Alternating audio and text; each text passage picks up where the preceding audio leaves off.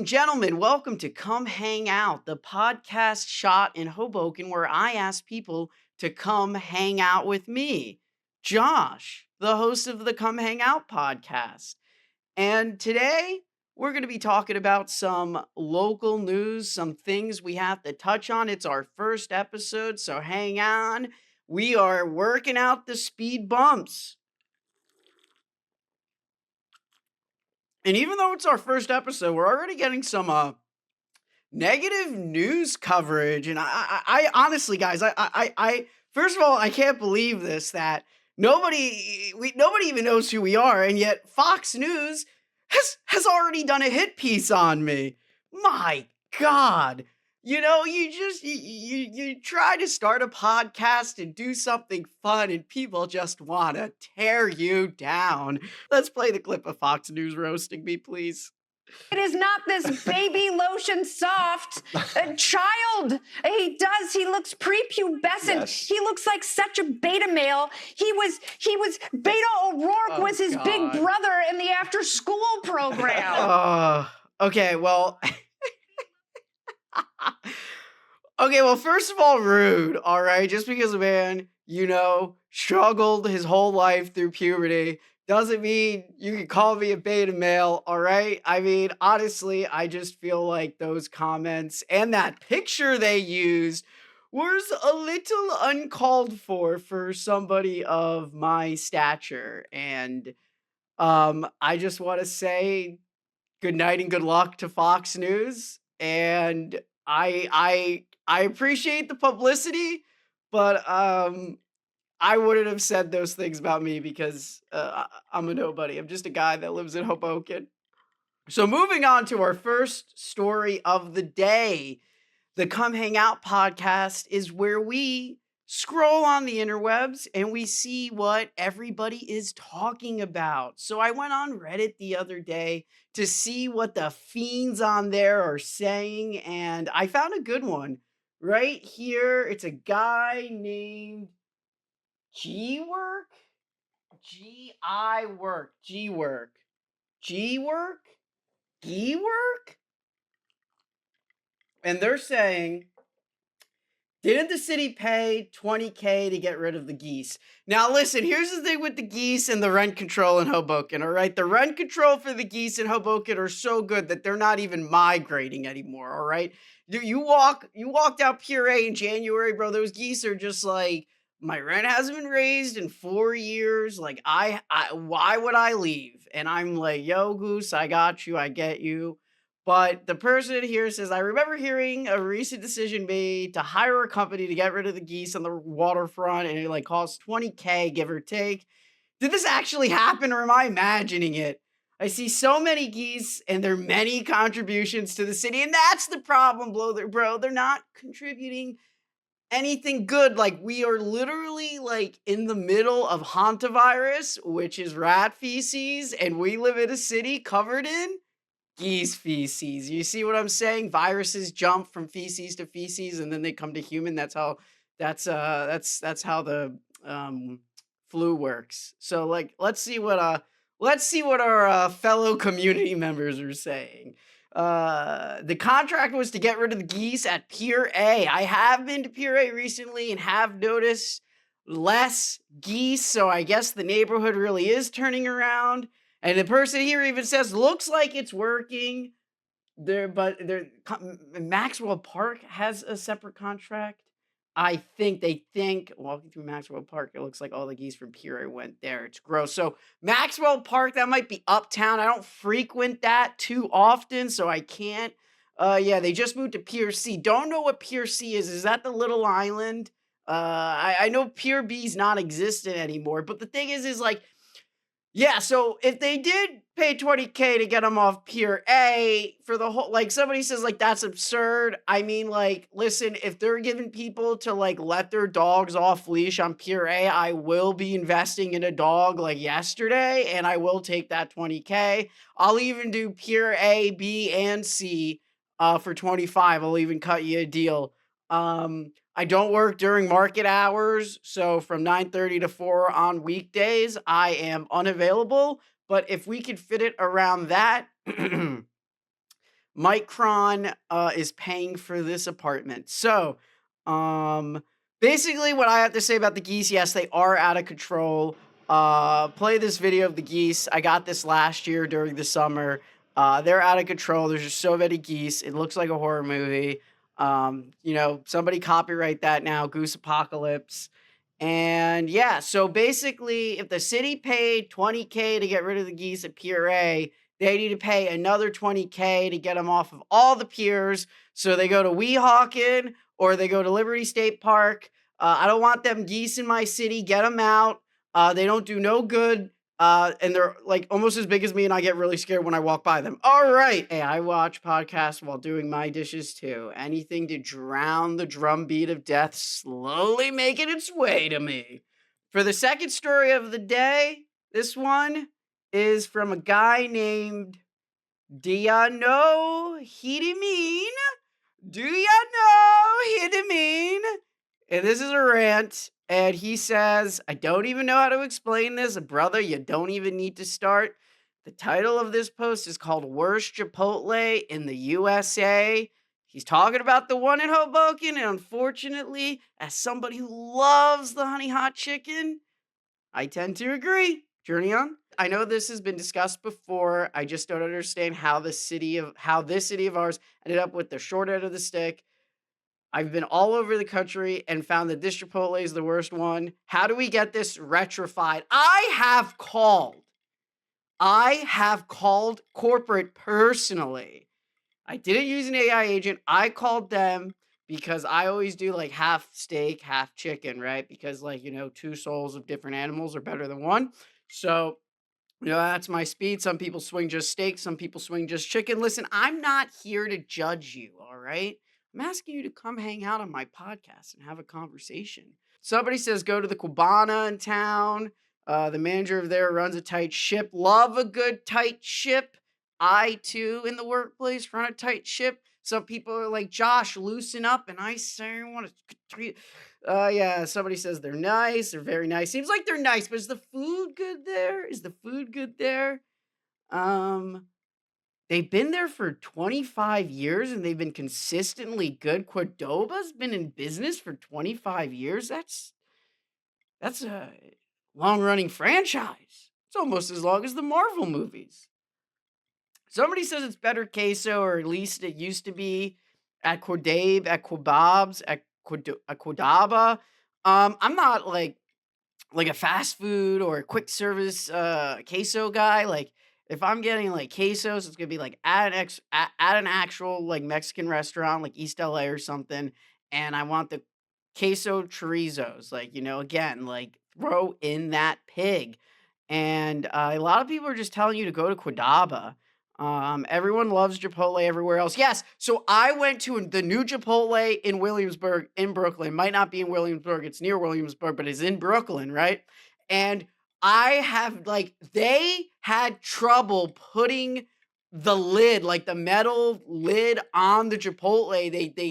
They packed it so high with rice and cheese and meat and chicken because they got the hot honey. The hot honey chicken is back. Should have never left. I'm going to be so upset when the hot honey chicken leaves and they get the chicken nuggets, although I love chicken nuggets, so I will go there to try. What I'm saying is Chipotle used to be a 2-for-1, which means you get a burrito bowl, you get 2 meals for the price of 1. Now it's 2 meals for the price of 2. It's no longer, it's no longer compelling. Like if I want to pay 2 meals for the price of 2 meals, I will walk 2 blocks to East LA, order their steak quesadilla. My God, that's fire. And then $15 margarita, which probably should be $13, but they're $15. I love East LA, but your margaritas are too expensive. The blue one's the best. I always say the blue one, and they're like, it doesn't taste like blue. And I was like, I'll take the blue one anyway. Yeah, this person says, I totally agree. Every time I go there, everything looks old. I mean, it's just, it's turnover. When are you going there? I bet if you go there early, right, when the chicken gets off the grill, that looks fresh. I don't usually like criticizing service workers. Well, I have a story about a service worker when I went to Chipotle, which is why the reason I called. I don't like criticizing service workers holding down a thankless miserable wage slave job. They said it, not me, but I also agree. Give these employees stock options. But my God, the staff at Chipotle are 100% invalids. I've never heard somebody call somebody invalid like a computer file, but I might use that insult against one of my cousin's kids who called me Unk at Thanksgiving last year. I'll be like, bro, you're invalid. Semi-related Jersey Mike's in Hoboken. I don't even do Jersey Mike's, all right? There's so many Italian delis and sub shops in Hoboken. If you go to Jersey Mike's, you just hate small business and family-owned establishments, and that's like full stop. Period. Love the Jersey Mike's bread, but I always forget we have one. I used to go because they had a Too Good to Go for like a week, but then they stopped Too Good to Go and then I stopped going there. So here's my beef with that Chipotle in Hoboken.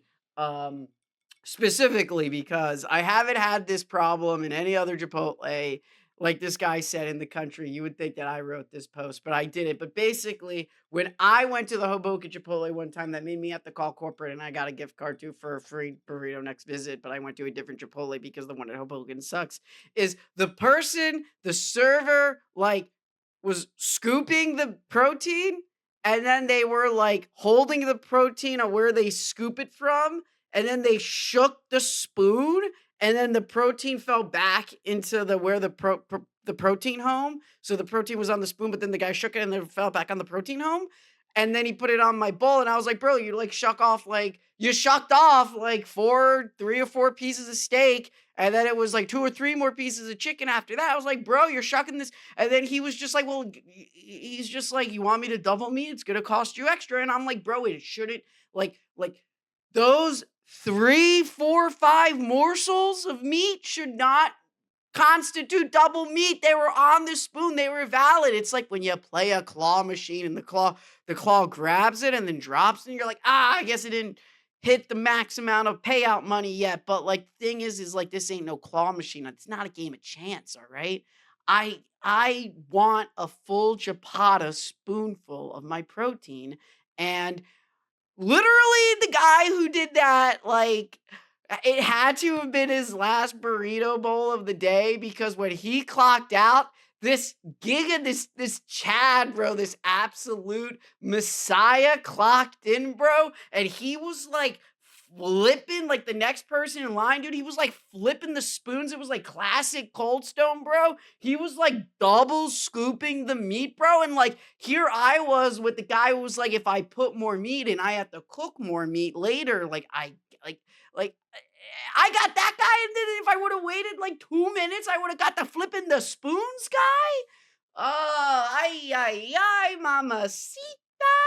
So basically, long story short, Chipotle CEO, if you are watching this on your jet commute to the headquarters of Chipotle, to the home you live at, because I know you don't drive, you take the jet. I would too if I owned a Fortune 500 company. But maybe while you're jetting back and forth, answering emails, click, click, click, or whatever CEOs do, have this video on in the background and be like, listen, if you dock the prices 3 or 4 bucks and give everybody spoonfuls, and instead of shaking the meat back in its home, you shake it over my burrito bowl, I'm telling you, the stock will go up.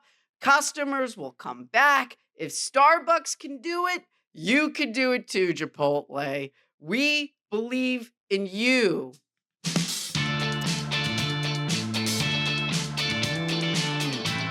I hope everybody's enjoying the Come Hang Out podcast with me, Josh. But besides, being a podcast creator, I'm a filmmaker. I love coffee. We'll definitely do an episode on coffee in Hoboken. And I have a little something for you guys. I am also a real estate agent. Yes, I'm a real estate agent with a line. If anybody is looking to move to Hoboken from Hoboken or any of the surrounding areas, please feel free to reach out to me at 908-570-6952 or send me an email at jpresuto@alignteam.com. Now that the sponsor of today's episode, which is me, is out of the way, I feel like the last story today shouldn't be local to Hoboken, but should be local to the entire state of New Jersey because, ladies and gentlemen, the women are taking over. We got a woman mayor in Hoboken named Emily, and now we have a governor named Cheryl, and she is seeking limits on data center construction, and she believes that these data centers should be paying for their own power. I completely agree. Listen, I am not somebody who's into politics that much. These data centers aren't going to stop. I understand it. I have came to accept that. All right? You know, the tides are gonna keep tiding, turning, and changing. So if the data centers are gonna be built, put them up in space, Elon. But if they need to be built down here to start, then why should my PSG&E bill go up?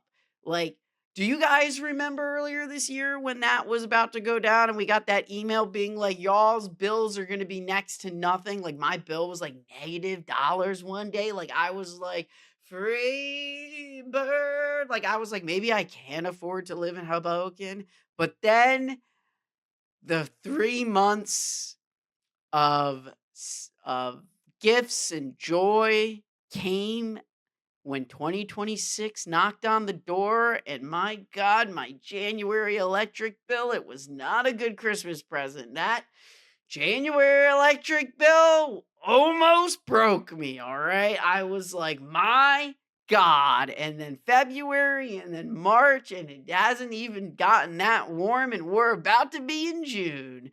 So if we gotta do the data centers, and I know we gotta because right now they're the backbone of the company, buy TSMC calls, please. But I just don't want it to affect my everyday living, all right? We already got the gas prices at 452, not the electricity too, not the electricity too. Although my electric bill this month was like it's usually between like $50 and $70, $55, 65, like somewhere around there. It was pretty good, but we're in that like we're in the month right now where you don't really need your heat and you don't really need your AC. I mean, like maybe like a night or two you'll need it and you'll pop that 12 BTU sucker on and just let the walls shake. Memories. And then you turn it off because you know you're in a little bedroom. You don't need an AC unit that big for the little bedroom. So yeah, basically, let's talk to Gemini. Speaking about data centers and see what she has to say about it. Hey, Gemini, you're on my podcast. Come hang out right now. We're doing a story about the governor of New Jersey talking about data centers. What info do you have for the listeners of this podcast that they should be aware of? Thanks for having me on the pod. It sounds like you're talking about the recent news regarding data centers, which is a really hot topic right now. Governor Mickey Sherrill just unveiled the first comprehensive statewide data center strategy in the country. The core of the plan focuses on making sure data centers pay their fair share of energy costs, operate transparently by reporting energy and water use, and invest in the local communities where they're located. There's been a lot of concern about the strain these facilities place on the electric grid, so it's a major step towards setting some clear rules. What specific aspect of this plan are you hoping? My electric bill this year has been so much higher. Is that because of the data centers? It's highly likely that your higher electric bill is connected to the data centers. New Jersey electricity rates soared as high as 20% last summer, and energy experts have pointed to the increasing demand from the growing number of these large scale facilities as a major reason for the cost surge, placing a significant strain on the grid. So me talking to you right now is contributing to the problem? That's a really interesting question. While it's true that interacting with AI models does consume energy at data centers, the energy used for a single conversation like ours is a minuscule fraction of the overall industrial power consumption. The real drivers are the massive continuous operations required to train and run large scale AI models. So you don't need to worry about your chat. She just cut herself off. We love AI. This is definitely a technology we should continue to invest in because right now, Gemini just spoke a little bit too loud, talked over herself, and completely stopped talking. Right, Gemini? Isn't that what you did? You're absolutely right. There was a little hiccup there. Sometimes the connection can be a bit sensitive, but I'm back on track now. What were you about to say before I got cut off? Nothing. Nothing to you. So, uh, just like are Gemini, are these like is part of this plan that the governor is doing, like are they going to need to like start supplying their own electricity, like cuz I feel like if they just did that, like there really wouldn't be like a problem. Or are they can they cut us in on some of these profits? That's a really insightful idea about them supplying their own power. While the plan doesn't require them to go completely off grid, it does mandate that they bring new clean energy online and contribute to the grid infrastructure. This is meant to ensure they aren't placing undue stress on the system and pushing costs onto residents.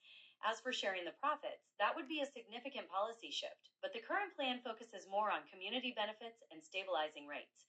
Would you like to know more about how those community benefits work? No, she literally was like, "Honey, you literally, honey, you ain't gonna get a cent. You ain't gonna get a cent of these micron profits unless you buy a call. You're not gonna see a drip, a drop, not even a nickel because they don't make pennies anymore of profits unless you get on the market and you start buying triple leveraged semiconductor and AI funds." Right, Gemini? That is quite a way to put it. And there's definitely some truth to the idea that investing in the technology sector is often where people look for exposure to those big gains. Of course, those leveraged funds come with their own set of risks, so it's always a balancing act. I Just like love investing risk, in Gemini. I love risk. then you're looking in the right place. The technology and AI sectors are known for their volatility, which brings the potential for massive returns, but also the possibility of Put it on black. Put it on black. Put it on black. Put it on black. All right, Gemini, last question before I turn you off, even though we know you're always listening. You said that these data centers in New Jersey need clean energy. Is nuclear on the table? A little nuclear energy? Nuclear energy is definitely part of the clean energy conversation, especially for large scale operations like data centers that require vast amounts of constant power. While the specifics of New Jersey's plan are still evolving, nuclear is often seen as a reliable, low carbon source to help meet So that how demand. far we are in this New Jersey plan? Like if these people watching this podcast can take anything out of this story about AI data centers in New Jersey, what should it be, Gemini? Take us home. Well, the big takeaway is that New Jersey is taking a groundbreaking, comprehensive approach to this issue. Governor Sherrill just announced this strategy, and while legislation is about to move through the State House, the goal is to put clear guardrails in place so the state can lead on AI innovation while protecting residents from rising energy costs and ensuring these massive facilities pay their fair share and support local communities. It's really about balancing progress with responsibility. Thanks again for having me on the show. Okay, well, whenever you talk to these AI agents, you always feel like, you don't really learn anything. They kind of just like they word salad you in your face. But it basically sounds like somebody's trying to do something about it, which means it's clearly screwing somebody important over. So keep it coming. Keep on helping us. The people down below. As above, so below. As below will come above. So yeah, I mean, if the data centers really are screwed somebody high up and they need to pass legislation, then I say keep at it. If we can't stop the data centers, then let them keep ruining other people's lives so they can make mine better somehow. Even though it would have been exactly the same if it never even came to be in the first place. But that's life. That's life. And that has been our first episode of Come Hang Out. I want to thank you all for making it to the end. Again, I am a licensed real estate agent, licensed throughout the entire state of New Jersey. Or if you are looking to move to or from Hoboken, give me a call and stay tuned. More episodes are on their way. And if you want to be on the show, if you want to come hang out, if you're an artist, a business owner, a member of the community, come hang out with me. Come hang out. We'll have a conversation about geese shit.